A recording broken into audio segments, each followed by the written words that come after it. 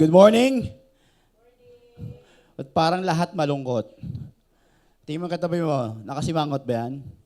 Pwede bang hitakin mo yung ngiti niya? Yan. So anyway, sino po dito binaha nakaraan kay Christine?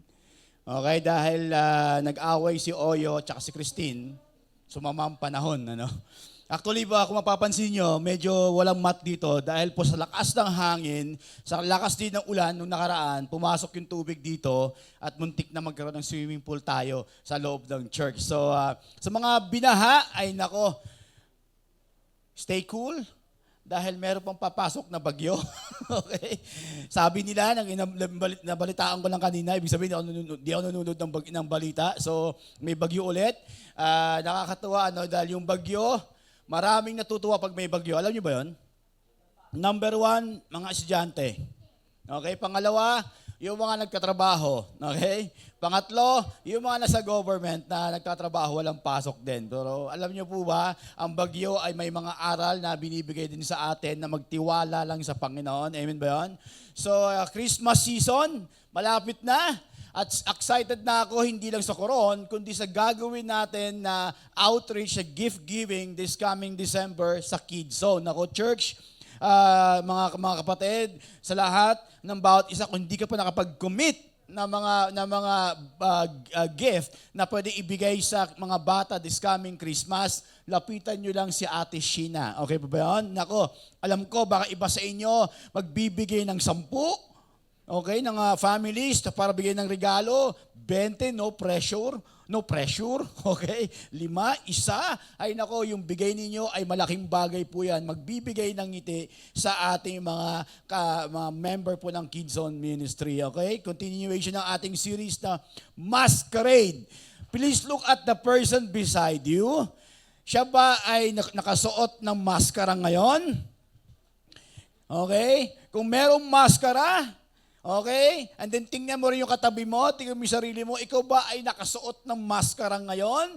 Marami ba sa ating ay nagpre-pretend, okay? O pretender? Ayan, okay? So dapat ang kinanta ni Ma'am Ai kanina is pretender para lahat tayo. Oh, yes, di ba? I am a great pretender. Oh, oh, oh. Di ba? Ice cream good, di ba? Ice cream yummy. Mamaya na LLSS ako kahapon, yun ang naririnig ko eh, okay? Hanggang ngayon, actually, pag gising ng umaga, yun ang naririnig ko, ice cream yummy, di ba? Ice cream good. Anyway, sana mag-LSS din tayo sa topic na meron tayo sa masquerade, okay? Sabi mo nga sa katabi mo, tama na ang pagpapanggap. Sabi mo nga, tama na ang pagpapanggap, okay? Sabihin mo rin sa sarili natin, tayo mismo, including us, mga pastor, tama na din ang magpapanggap, okay? Sino dito minsan napapagod ng magpanggap? Taas ang kamay. Magpanggap na masaya, okay? Magpanggap na okay.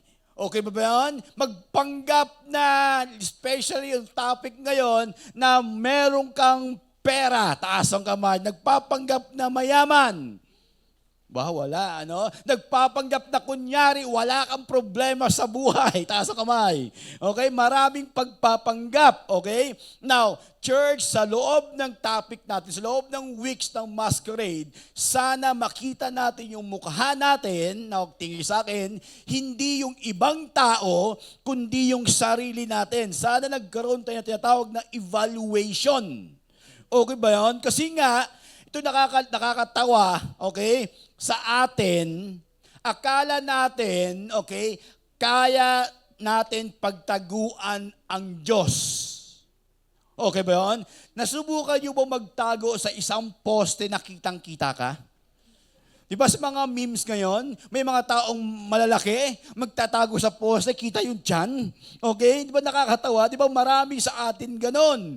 Nagtatago, nagpapanggap na akala mo, thinking mo, okay, na hindi nakikita ng Diyos yung tunay na ikaw. Okay ba yan? Even us, nako, kami mga pastor, mas delikado kami. Kasi nga kami ay nagpipreach, dapat nakikita din sa buhay namin yung tinatawag na totoo. Okay ba yan? Na minsan madalas, mga pastor, okay, kami mga leaders, minsan ayaw namin ng correction. Pero sana, Nako, sabi ko lagi sa inyo, be my prophet Nathan. Sabi mo, okay lang ba yun sa inyo? Pag meron akong mali, kausapin niyo ako directly. Okay ba yun? At makikita mo, subukan mo, at makikita mo na lalong magkakaroon at lalalim yung ating friendship. Okay ba yun?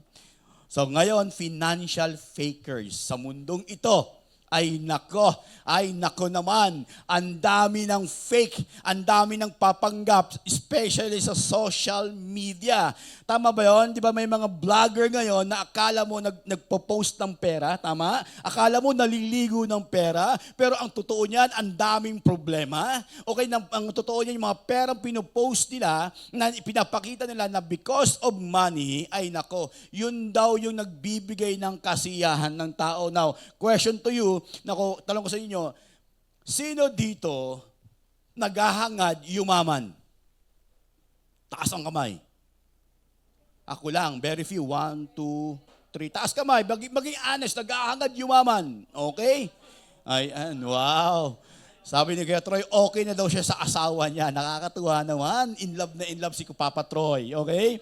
Kaya meron kaming date ni Papa Troy tsaka ni Mama Ayi dahil in love sila. Anyway, sino dito naghahangad yumaman? Masama ba ang yumaman? Masama ba ang pinagyaman ng Panginoon? Mayroon akong kilalang pastor, sabi niya, lahat ng masama ang mangyayaman. Sabi ko, hindi. Hindi masama ang lahat ng mga anak na Diyos, especially in the Old Testament, is mayayaman na tao. Pinagyaman, pinagpala ng Panginoon. Pero ang nagiging masama, okay, is yung iba na yung thinking nila sa kanilang kayamanan. Now, church, tingin sa akin, hindi masama ang magtrabaho, okay? Hindi masama ang humangad ng kayamanan, yumaman. Hindi masama ang magtayo ng business, basta alam mo para kanino mo ginagawa yung ginagawa mo. Okay ba yun? Minsan, madalas, maraming tao naghahangad kasi nga gusto nila, number one nilang nasa isipan, motivation nila is meron silang maipakita sa mundo. Tama? Okay? So, financial fakers. Pag sinabing fakers, pagpapanggap. If you read in Proverbs 13 verse 7, sabi doon, one man, pretends to be rich, yet has nothing. Another pretends to be poor, yet, has great wealth. Very totoo. Alam mo ba nagsabi niyan? Walang iba kundi si Solomon. Sabi ni Jesus, because of his wisdom, maraming tao nagpapanggap na mayaman ngayon, pero as in wala. Okay? When you say kayamanan, now look at me. Number one papasok sa isipan nyo is pera. Tama? Pag sinabing kayamanan, number one papasok is pera. Pangalawa, malaking bahay. Tama? Mansyon. Pangatlo, ang pangatlong papasok sa isipan natin, magagandang sasakyan. Yes or no? Pang-apat, sa mga babae, mga magagandang nagbibling-bling-bling. Okay ba yun? Mga hikaw, lahat ipapakita yung dress, even men. Sa mga men, paano mo malaman na sila ay nagpapanggap na mayaman? Madali. Tama? Kung paano sila magsalita. Okay ba yan? So, now church, listen to this. Sabi dun sa Bible, one man pretends to be rich yet has nothing. Another pretends to be poor yet has great wealth. If you read Romans chapter 1 verse 25, they exchange, church, listen to this. They exchange the truth of God for a lie and worship and serve created things rather than the Creator, who is forever, praised. And most of the time, church, tingin sa akin hindi masama ang paghangad ng mayaman. Pero ang nagiging masama kung ang hinahabol mo na ang pagiging mayaman. Nakuha niyo ako? O hinahabol mo na yung mga bagay na gusto mong ma-achieve, hindi na yung Panginoon, hindi na yung nag-create o nagbigay sa atin. Mas wino-worship mo na yung Diyos. Now, church, tingin sa akin maraming nadideceive ng pera. Tapos sinabi ng Bible, you cannot serve God, both God and money. Hindi sinabi doon, you cannot serve God, both God and power. No. Or mga things, sinabi doon, money, mamot. Okay po ba yun? Now, church, makinig. Kung tingin mo, no, bato-bato sa langit, including me, lahat tayo minsan nagiging guilty, mas nanghihinayang tayo mawala ang pera kaysa sa time natin sa Panginoon. Napansin nyo ba? Maraming tao ngayon naghahangad, nakakahabol ng pera, pero hindi niya naisip niya yung oras niya sa Panginoon ay nawawala na din. Okay? Biruin mo, marami sa atin, ibinless din ng Diyos, pero yung blessing na yung nagiging Diyos niya na. Masyado na siya nagiging overprotective. Pinagpapalit niya yung katotohanan, saan? Sa kasinungalingan. Dahil ang sinasabi ng mundo, yung pangako pag meron kang pera, ito yung promise. Okay? Pinagpapalit nila yung truth sa lie na ang sinasabi ng pera ay magbibigay siya ng tatlong bagay na ang Diyos lang naman ang kayang mag-provide o magbigay sa atin. Number 1, promise ng pera is happiness, significance, and security. Sino dito minsan magsabi, pag may pera ako, tingin ko masaya na ako? Taas ang kamay. Ba, wala? Sino dito minsan, ako nangangarap din, pag marami na akong pera, gusto kong upo na lang ako, kukuya-kuya ako. Alam mo yung mga ganon. May mga gaganong-ganon ka na lang sa couch mo. Alam mo yun? Tapos, one time, isang ba ako nagpunta noon, nasa Iligan kami. Okay? Nag-team building. Meron kami mga free day. Sabi ko, nung usap ko yung Pastor Nestor, habang nakahiga kami sa swimming pool, bro, gusto mo ba ito ng buhay natin? Ang sarap, di ba? Meron kang resort, nandito ka, may wala kang iisipin, kakain ka na lang kasi may nagbabayad ng pagkain mo, libre yung hotel mo, libre yung kakainin mo, libre yung sasakyan mo, may nagpo-provide. Okay? Kasi ganun, okay? Ganun ginawa sa amin. Every time na mayroong libre lahat. Sabi niya, oo nga eh. Pero sabi ko sa kanya, nagtalong-usap kami, bro, pag meron kang lahat ng kayamanan, ano na ang gagawin mo? Sabi ko, ako nabuboring na ako, isang araw pa lang. Wala akong ginagawa. Siguro pag may pera tayo, lahat ng kalokohan na napapasok sa isipan natin, gagawin natin. Yes or no? At minsan madalas, masyado na tayong kampante sa sarili natin at nakalimutan natin i-establish yung faith natin sa Panginoon. Wala nang challenge. Okay ba yun? Kasi ito yung promise ng pera, happiness. Yes, sino din magsasabi masaya kapag may pera? Taas ang kamay. Ako lang, tsaka si Ayi. Tatlo na lang kami, kayo hindi kayo masaya pag may pera. Do you believe, sinabi ng mundo, money cannot buy happiness? Naniniwala ba ka dyan? Meron akong pera, bumili ako sapatos, masaya ako. Di ba? Tama? Yabang ito yung bagong sapatos ko eh. Kasi mura eh. Okay? Ulitin ko lang, sino dito masaya, tingin nyo, magiging masaya ka pag may pera, taas ang kamay. Mga misis, huwag kayo mahiya. Okay? Mga misis, ayan. Halimbawa, binigyan ka ng 100,000 ngayon. Masaya ka, hindi? Masaya! So, ibig sabihin, yung pera can buy happiness. Yes? Yes? Temporarily. Pero hindi joy.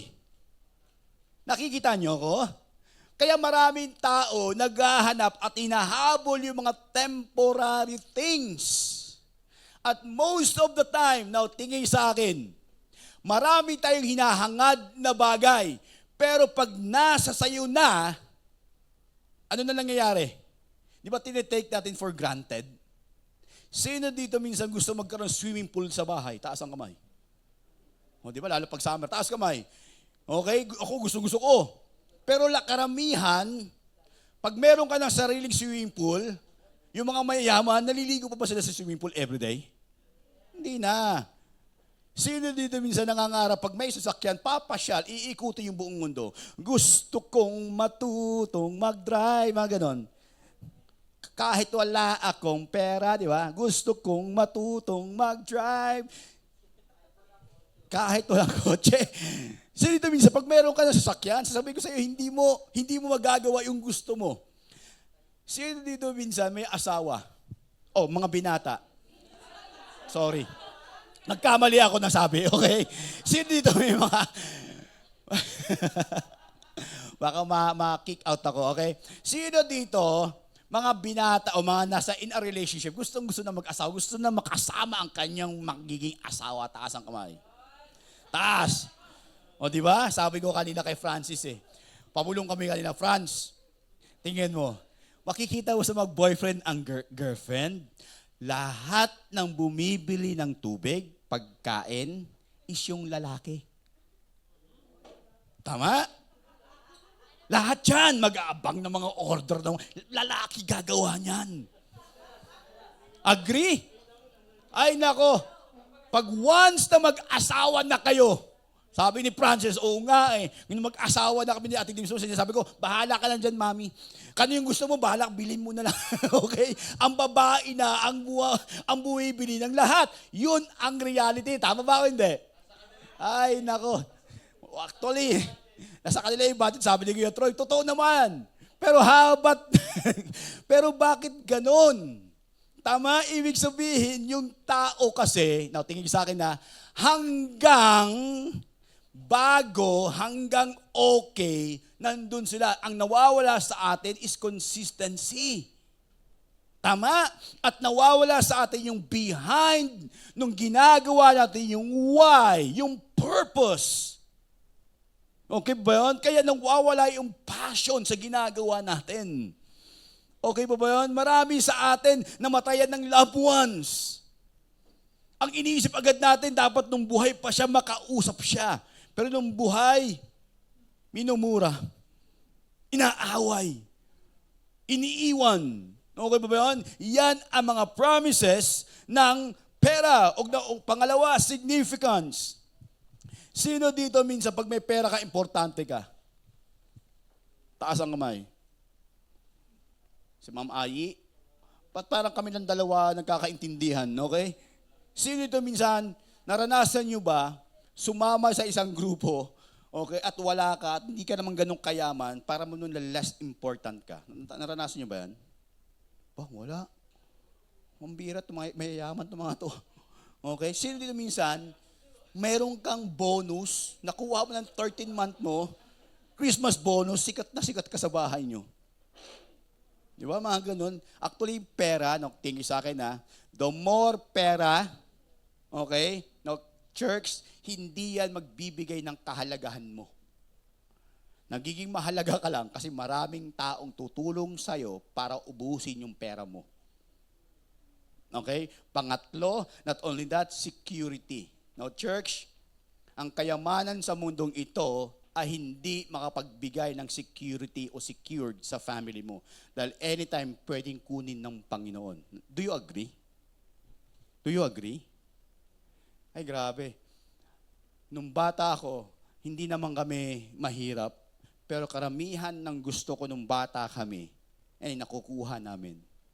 Isa-isang iglap, nagloko yung mga parents ko, na wala halos lahat ng possession, dumating sa point na walang-wala ako nung high school. Dahil nga loko-loko ang buhay. Pero alam mo yung security pala, hindi makikita sa kayamanan na pinundar mo o ng pamilya mo. Ang security pala makikita mo kung sa Panginoon. Wala nang iba. No, kaibigan, kung tingin mo, hindi mo alam anong magiging future mo, kasi ito yung problema, naniwala ka sa kasinungalingan na binibigay ng pera. Yes? At masakit pa, naniwala ka sa mga memes sa Facebook. Tama? Yan ang nakakalungkot. Now, drop the mask and expose the truth. Number one, church, the reason why we trust money is because we don't know what we have in Christ. Kapatid, sabi ko sa inyo, lagi ito binabalikan yung 2020. Akala ko okay na yung buhay. Masaya na dahil ang daming events. Almost weekly events. And meron pang tatlong resort na kukunin kami in-house bilang tagagawa ng team building, taga-conceptualize ng kanilang gagawin. Alam mo yung sa Pampanga, yung water world, tawag doon? Ocean world, nakalimutan ko na. Basta yun, mas malaking slide doon sa Pampanga. Okay? Nakalimutan ko ng Ocean Park ba tawag doon. Kinuha kami in-house. And then may mga events na talagang grabe kung makukuha mo. Malaki. Kaya nag-invest ng malaki. Okay? And then biglang nag-pandemic. And then paubos ng paubos yung pababaw ng pababaw yung bulsa mo kasi nga wala ring school, wala ring events, wala ring lahat. And then tinanong ko kay Ate Abby Mohan, magkano ba overhead? Sabi niya, itong overhead, na-depress ako, promise. Nalungkot ako kasi wala akong magagawa bilang isang tatay, bilang isang asawa. Ilang araw ko yung dinala. Sabi ko, Lord, paano? And then sabi ko, Lord, yung kasiyahan ko, yung joy nawala. Alam mo, ang nawala, hindi pala yung mga bagay. Yung faith ko ang nawala. Kasi nakalimutan ko kung anong meron ako sa Panginoon. Grabe yung learning. Grabe yung trials. Maybe some of you, maraming pinagdaanan ng 2020.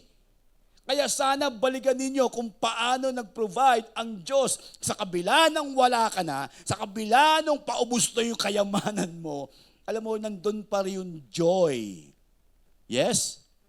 Nandun pa rin yung bang joy ka sa paglingkod sa Kanya, yung joy na makasama mo yung family mo, yung joy na makita mo ay okay kami. Hindi na shattered o nasira yung pamilya namin or yung relationship namin mag-asawa. The reason why we trust money because hindi natin alam kung anong meron tayo sa Panginoon o kay Kristo. Amen ba yun? Number one, iparamis. Pangalawa, the reason why we trust money because to make us what? Insignificant, we don't know who we are in Christ. Now, church, hindi kailangan ng mga achievements mo para lang makita mo kahalagahan mo. Yung importansya mo. Alam mo, minsan, madalas, ang hirap mag-fake. Tama? Ang yung i-please mo yung mga tao. Minsan, yung hurt, yung pain natin, itatakpan natin ng mga achievements sa buhay. Yes or no? Minsan, yung mga pain and hurts natin, tinatakpan natin ng pera, ng mga bagay na meron tayo. Pero in reality, ang dami mong problema sa buhay. In reality, ang dami mong hurt sa buhay. In reality, ang dami mong mga dapat ayusin sa buhay. Minsan nagpapanggap tayo para matanggap-tanggap tayo. Saan? Sa mundo. Lalo na doon sa mga taong piniplease natin. Yes? So drop the mask. Pwede ba bakit tapikin ngayon katabi mo ngayon? Sabi mo, Brad, galing mo, dali, abutin mo. Anong Brad? Di. Sabi mo, Mrs. Kaibigan. Sabi mo, magtulungan tayo. Okay ba yan? Help one another. And not only that, sabi doon, we believe money will make you secure because we trust in money and not in Christ. Noong 2020, the reason why nagkaroon ako ng depression is because nakatingin ako doon sa mga bagay na kung saan ang naging pakiramdam ko, security. Na-depress ako dahil nga nakita ko ay ang laki ng overhead. Yung company ng life coach, ang laki ng utang. Yung kids journey at meron pang BIR na darating ng December. Ang laki. Tapos yung kakainin namin araw-araw at yung rent ng men araw-araw, ang laki. And then pati yung need ng church, sabi ko, Lord, paano? Pero pag ikaw ay nagtiwala sa Diyos, kahit na may bagyo, ang sarap pa rin ng tulog mo. Amen? Sino nawalan ng trabaho nung 2020? Taas ang kamay. Taas. Yes. Ang dami niyong kwento, yes or no? Natandaan ko sila, Kuya Troy mo, yung latte, ay yung van, hahatakin na. Iyon ang means ng kanilang transportation sa kanilang work. Ano ang gagawin? Pero di ko nakita si Troy at si Ayi nagmukmok. Di ko sila nakita sa kalsada, tama? Kumakatok, pitpiti si Savi. Wala! Tama? Sabi na, uy, kakawawa. Di ba? Magmamalimos, wala. No, church, makinig ka.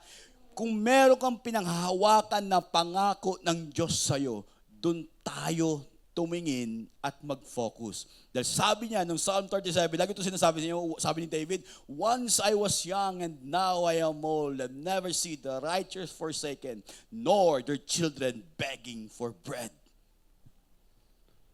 Kapatid, tingin ko sa'yo, tingin kayo sa akin. Nawalan kayo ng trabaho, taas ang kamay. Taas. Nawalan ng income noong 2020, taas ang kamay. Hanggang ngayon, wala ka pa rin trabaho, taas ang kamay. Okay?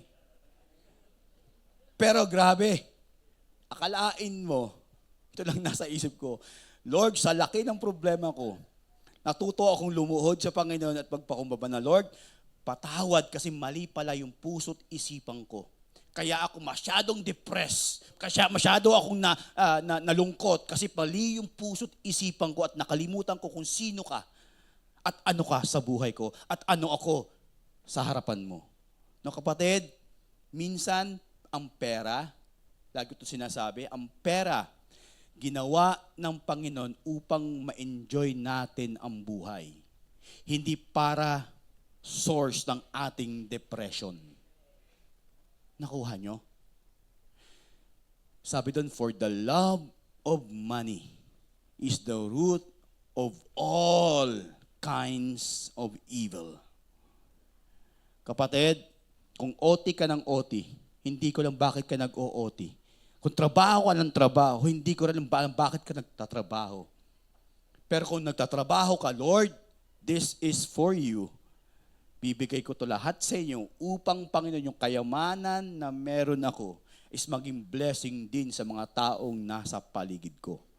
Alam mo kapatid, hindi tayo hoard. Nandito sa mundo para mag-hoard. Nandito tayo para maging blessing. Yes? Para maging channel of blessing. Kagahapon, hindi ko lang kinikwento na sa awa ko. Yung meron kaming wedding sila Ayi. Sila yung aming client kagabi. Client. Si Troy, yung boss ko kahapon, nag-check sa amin. Joke lang. First time ko nakarinig na mukha akong mabait sa isang guard. Okay? Wala akong binigay. Dumating kami, ang daming pinalabas ng guard ng mga supplier. Tawag sa amin supplier. Okay? Habang nag-ano ko, sabi niya, sir, bawal dito. Ganun po ba? Ano po kami sa coffee, supplier po. Kinuha po kami ng wedding co-org. Okay? Hindi ko binanggit na sino man kasi alam ko si Ayi, pag sinabing kay Ayi o imbitado, sasaludo agad yung mga yan. Okay? Sinubukan ko lang, supplier po kami. Okay lang po ba, sir? Saan po ba kayo pwede mag-park? Sabi niya, doon kayo sa malayo kasi bawal dito. Lahat ito ay naka-reserve. Ganun po ba? Okay, sige lang po sir, walang problema. Lilipat po ako as long na makapag-drop na kami. Sige. Nandiyan yung asawa ko. Okay? Witness ko yung asawa ko at saka yung Panginoon. Nandiyan ba yung asawa ko? Okay? Baka sabihin nagsisinungaling ako . Okay? Habang nag-uusap kami, nung security guard, ay kuya, ang ganda naman ng lugar niyo, sabi ko. Sabi ko, mahal siguro dito. Sabi ko, first time ko lang itong nakita itong gallery ng anong meron dyan sa bahay niya. Sabi niya, museum yan. Ganun po ba? Wow, ilang taon na po ba kayo dito? Sabi niya, 12 years. Wow, kuya, good job. Alam mo, pagtalikod ko, nagbababa ako ng gamit, narinig asawa ko, bibigyan ko ng slot yan, ha? Kasi ang bait niya, ang sarap niya kausap. Nabola ko, actually. At ang binigay sa akin slot, doon mismo sa malapit kung saan slot ng mga guest. Ewan ko lang, sorry kung kinuha ko yung slot ng guest nyo, ha. Alam mo, nakakatuwa. No, kaibigan, hindi ko naman sinabi, gayahin nyo ko, pero pag tama pala puso't isipan mo, makikita at mananotice na ibang tao. Totoo yan. At madadamay, pati sila Kuya Michael mo, binigay ng slot ng parking mismo. Tama ba, Kuya Mike? Katabi kami mismo kung saan malapit yung pinaka-special na parking para dun sa mga guest. Kapatid, nakakatuwa, tandaan mo kung sino ikaw sa Panginoon. Kasi pag tama ang relasyon mo sa Kanya, look at me, magmamanifest yan kung paano mo i-handle yung mga taong nasa paligid mo. Amen? So, a better way to live. Number 1, ito dapat, if you read in Philippians 3:7-8, can you please read this with me? 1, 2, 3, go. But whatever, sabi ni Paul, was to my profit, I now consider, loss for the sake of Christ. What is more, I consider everything a loss compared to the surpassing greatness of knowing Christ Jesus, my Lord. In other words, sa ibang version is dung. I consider it dung. Lahat ng achievements, lahat ng kayamanan na nakuha ko, I consider it dung. Madumi. Okay, yung dung, di ba, yung madumi, yung dumi ng tao, yan ang compare ko nung nakilala ko si Kristo. Nung lalo ko pa siyang makilala, kung sino yung sinasamba ko, malalo ko pa makilala kung sino yung Diyos na naglumigtas ng buhay ko. I consider it dung. Ang problema, sa mundong ito, mas kino-consider nila yung mga bagay na ano yung gusto nila, hindi yung mga bagay na makilala nila kung sino yung Diyos na namatay para sa atin. Masasabi ba natin, Lord, I consider it dung or loss. Yung mga bagay na meron ako, hindi ko pwede ipagpalit. Yung mga bagay na kayamanan ko sa mundo, yung presensya mo balang araw. Kaya pag nakita mo yung puso ni David at ni Paul, grabe. 180 degrees. Si Paul, Apostle Paul, ay hindi yan mangmang na tao. Matalinong tao. At ang daming achievements niyan during his lifetime bilang isang pariseo at isa sa pinakamataas na posisyon na meron sa panahon niya. Kapatid, sana huwag natin ipagpalit yung oras sa Panginoon sa trabaho mo o sa mga bagay na gusto mo. Kaya nga, no wonder why. Kasi nga, ang daming mga taong kagaya natin na de-depress because hindi natin ninanamnam yung time natin with the Lord. Yung devotions, yung prayer time, yung time mo with Him. Wala. Tama? Bato-bato sa langit. Tamaan. Huwag magagalit. Pag ikaw yung tipo ng taong puro turo, ibig sabihin, hindi na tama ang relationship mo sa Panginoon. Pag tinanong kita ngayon, kamusta ang devotion mo? Kamusta ang discipleship mo? Kamusta ang yung accountability mo? Kamusta? And sasabihin mo, Lord, thank you for the blessing. Yes. Nandun ang Diyos Binless ka hindi dahil sa kabaitan mo, kundi kung ano yung karakter niya, kung ano yung attributes ng Diyos. Hindi sa mga ginawa mo, kundi yung ano yung puso ng Panginoon. Kaya hanggang ngayon, blessed pa rin tayo sa kabila ng mga katigasan ng ulo natin, sa kabila ng ang dami nating maskara na sinusuot, na kumbaga dinideceive natin yung ating sarili at ginagawa natin hindi makapangyarihan ang Panginoon. At church, listen to this, the more you wear your mask, napakababaw doon ng ating pananampalataya. Why? Because akala mo na dideceive mo ang Panginoon, akala mo na itatago mo sa Kanya yung mga kasalanan na ginagawa natin. Amen? At madalas, tinatakpan natin ng mga good works. Yes? Yes?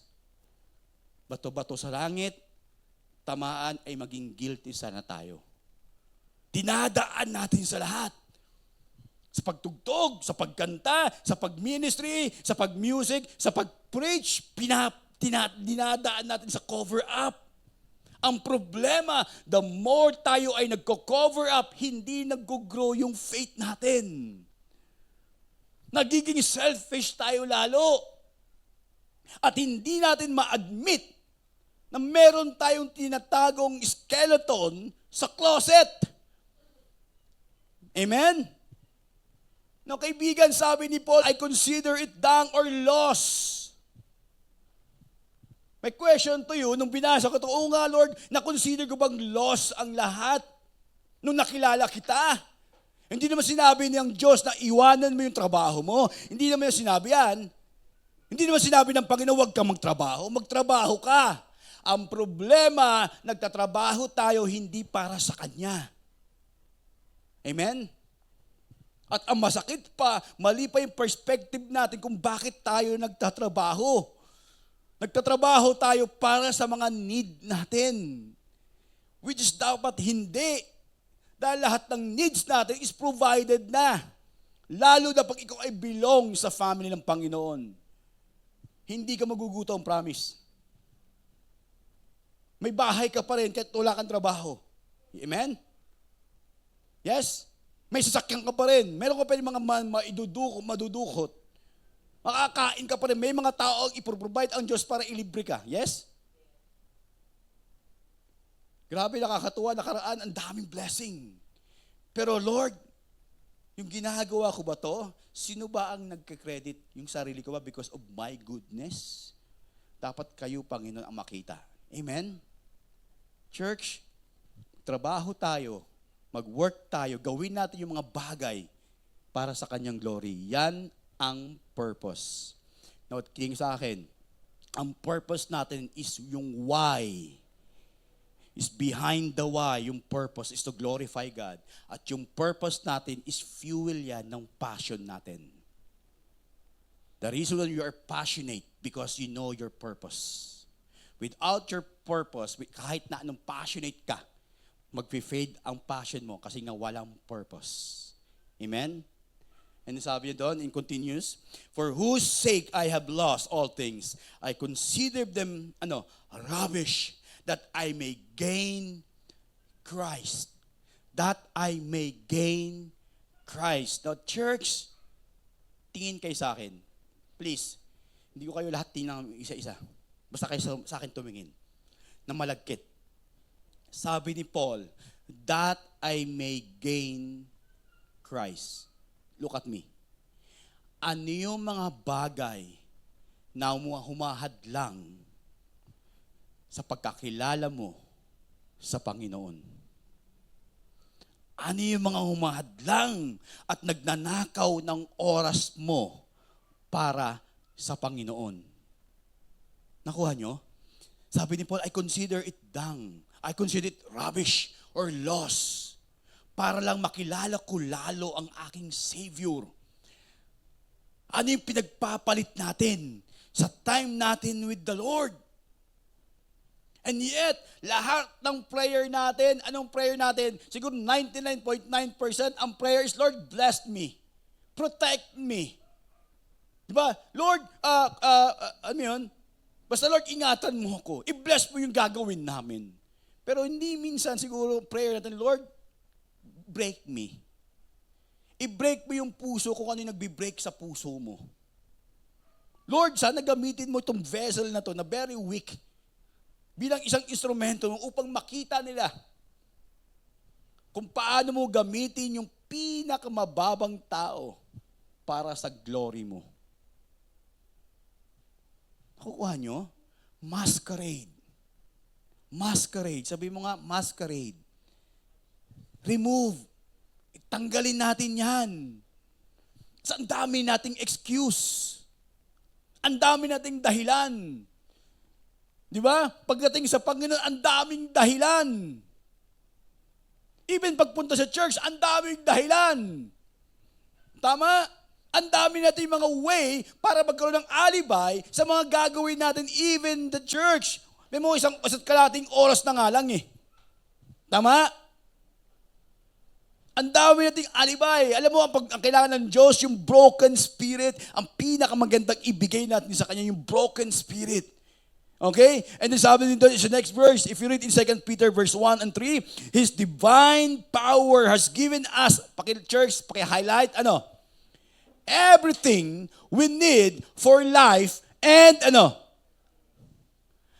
ang kulang na hindi binigay sa'yo? Meron ba? Ang meron tayo is excuses. Tama? Dahilan. Ang dami natin dahilan.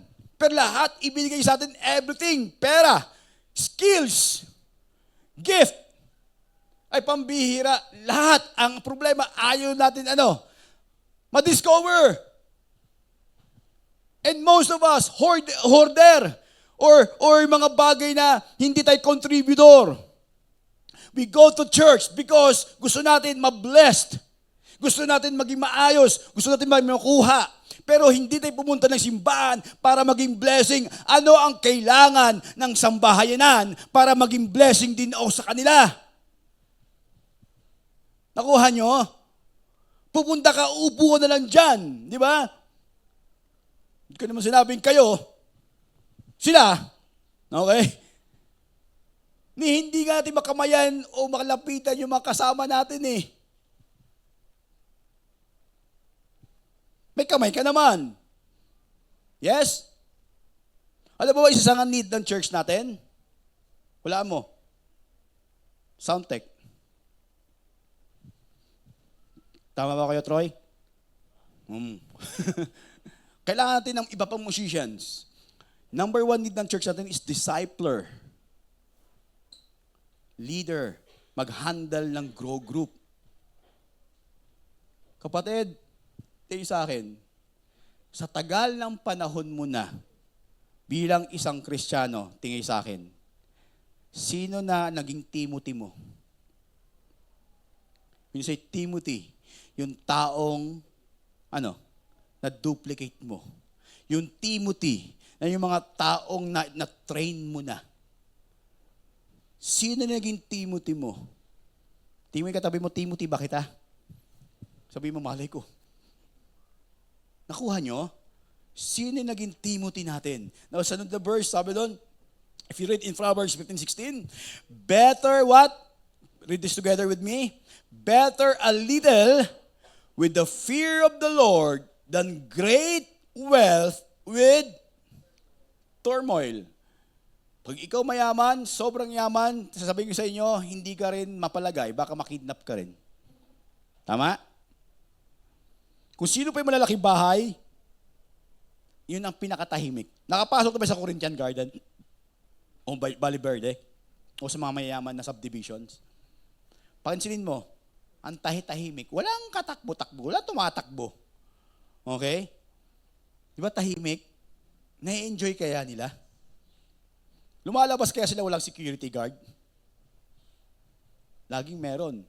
And then sabi din doon, church, better a meal of vegetables where there is love than a fattened calf with hatred. If you read it in Proverbs 12:9, better to be a nobody but you. Better to be a nobody and yet have a servant than pretend to be somebody and have no food. Kaibigan, okay lang maging simple.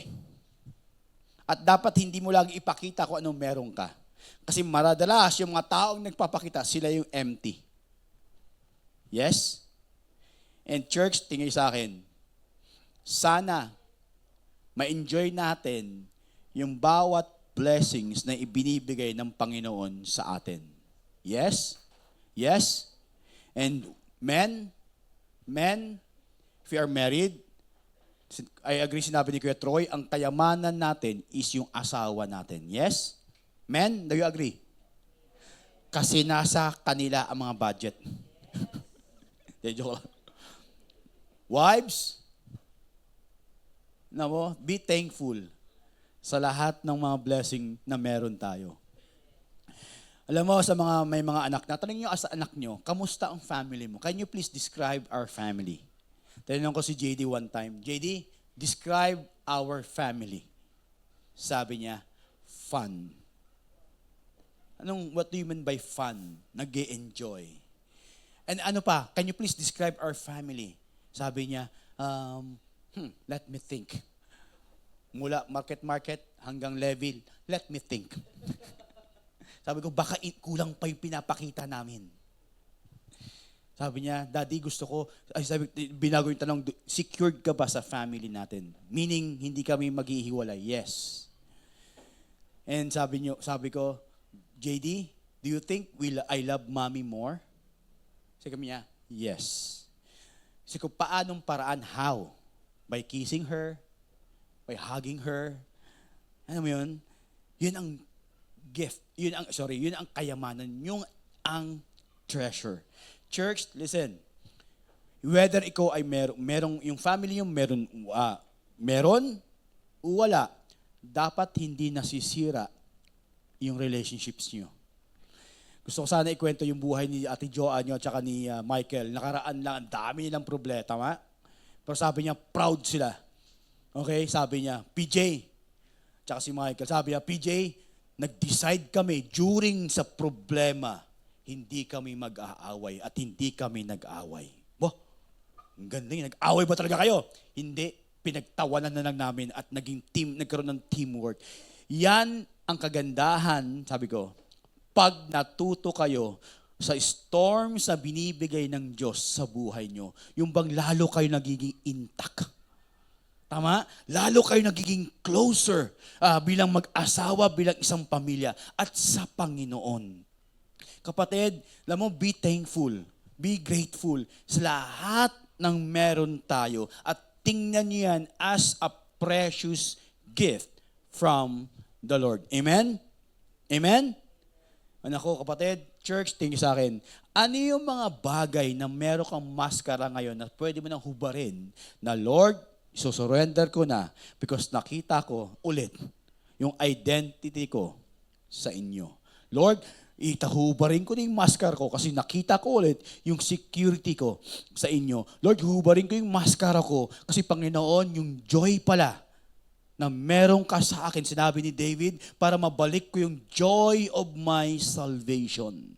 That's why, Lord, my prayer is create me a pure heart. Pwede ba na lahat yung mo ko ipikit